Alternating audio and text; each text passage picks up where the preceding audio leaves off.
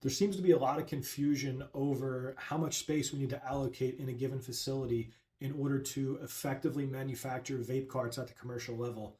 And I see it very frequently, whether it's through an operational assessment while walking through a facility or while looking through a facility design on paper. So often I just see a room or a couple of rooms that are allocated as vape cart manufacturing. It's just a blank space with very little operational thought given to it. And it's just assumed that we're going to be able to figure out how you're going to manufacture vape carts in a given footprint.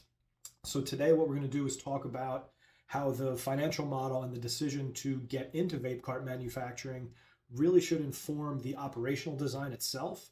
And from there, we'll have enough information to start designing a facility around the operation so that we can have a really efficient flow of a process from start to finish to be able to manufacture everything as efficiently as possible, which really should translate to as profitably as possible.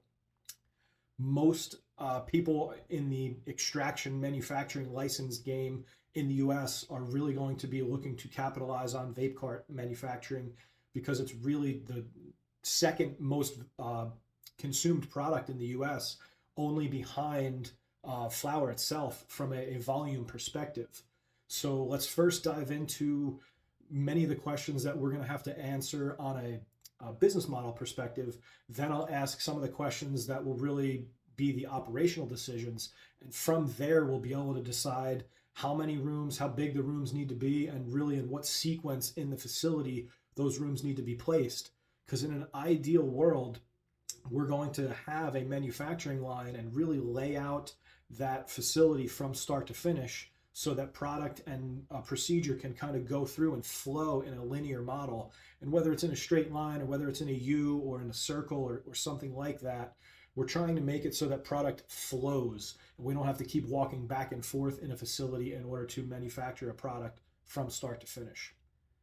What are some of those questions on a business model perspective?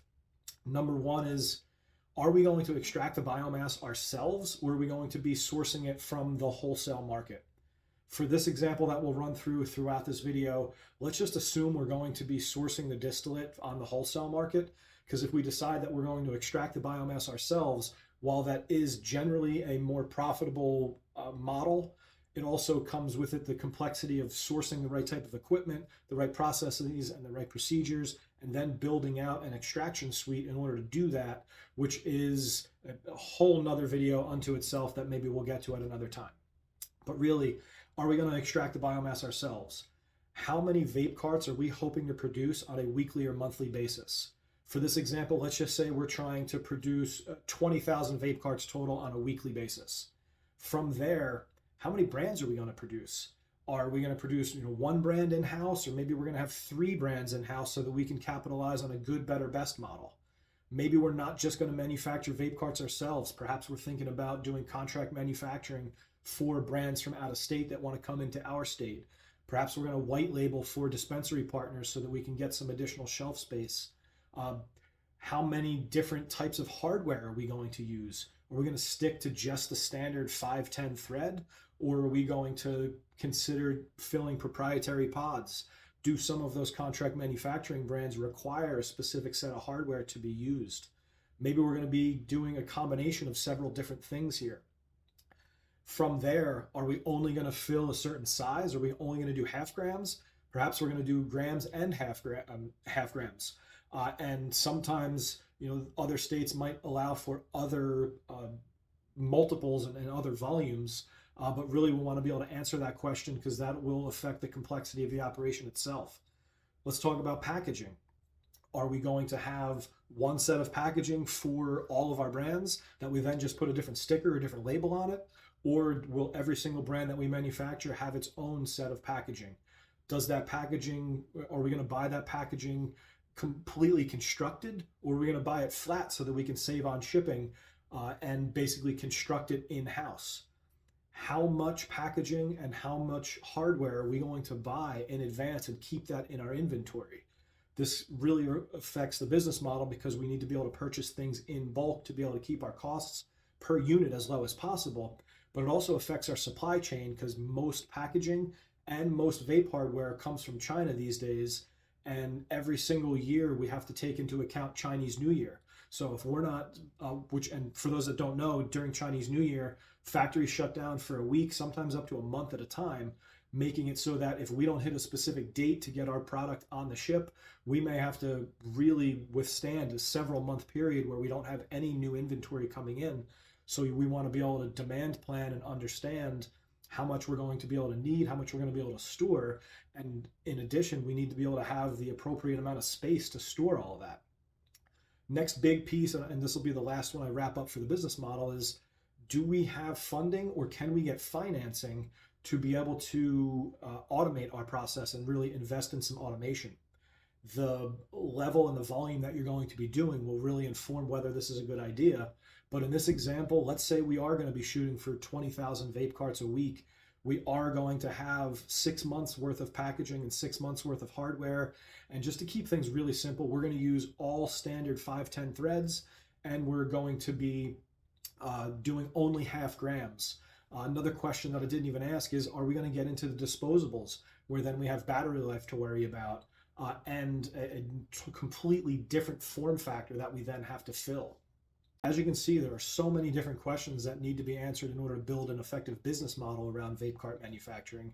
But let's take now and transition over to all the different questions that we need to ask from an operational perspective, which is how and where are we going to intake that wholesale product that we're buying?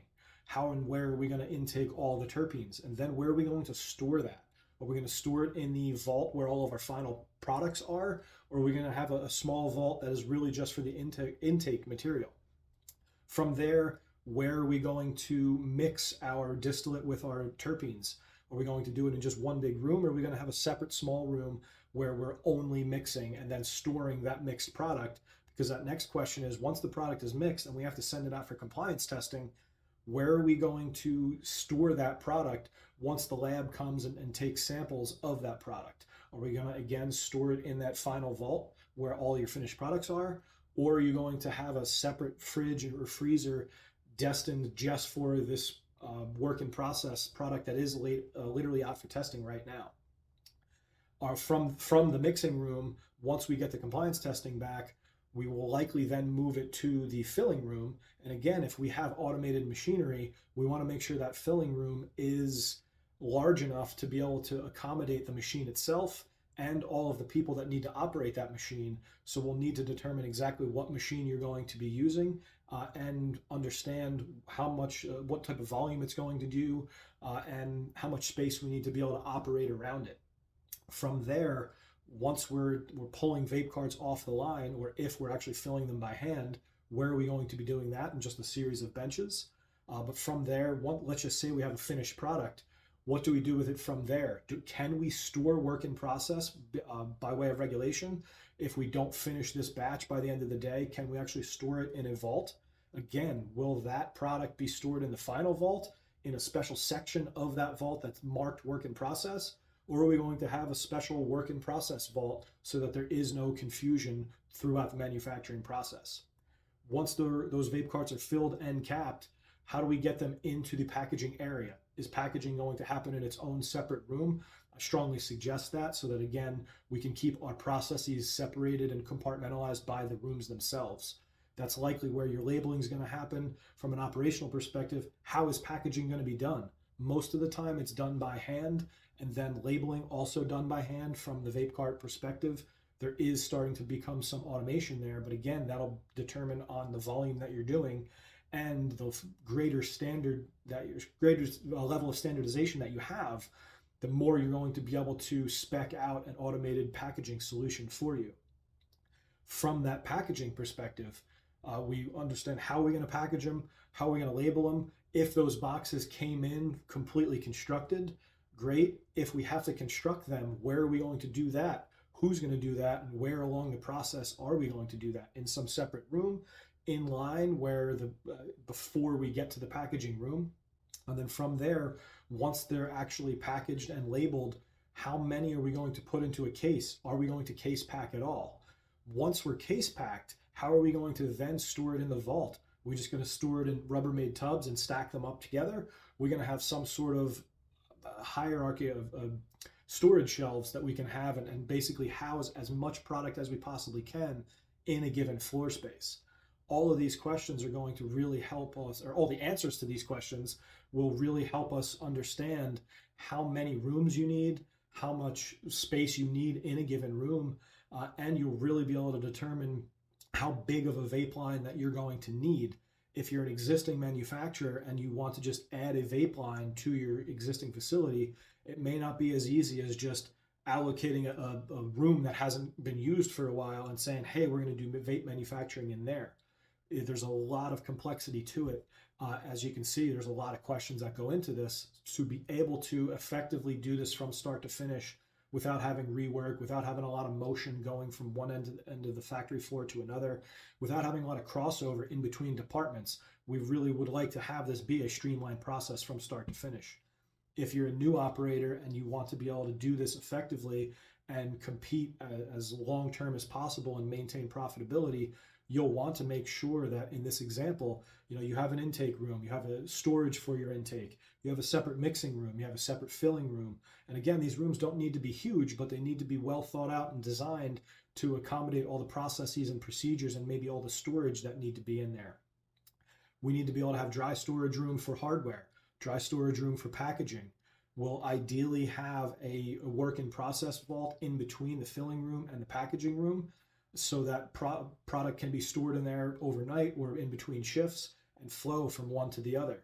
From the packaging and labeling room, we'll then want to be able to have the vault, the final product vault, relatively close to that, so that we can just move the product from the packaging room into the final vault, at which point there should be ideally a small order fulfillment room or area inside the vault that is dedicated for order fulfillment, so that we can then have order fulfillment and the shipping very co-located close together. So again, we're starting from start to finish, that manufacturing process flows, all of these operational questions that were built upon the business model itself then informs the facility design.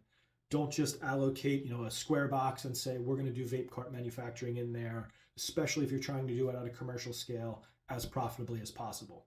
As you can see, there's a lot of complexity to this. If you or somebody is struggling with designing their manufacturing line, whether it's an existing manufacturer or somebody that's just starting to get going, please just shoot me a message and I'd be happy to help.